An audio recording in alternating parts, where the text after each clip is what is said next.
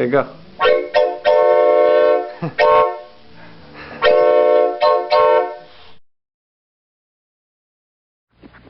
It seemed quite useless to ask this little small engine for help. Yet the little small engine had such a bright and happy look. And she was humming and hurrying along, whistling and ringing her bell in the very liveliest fashion.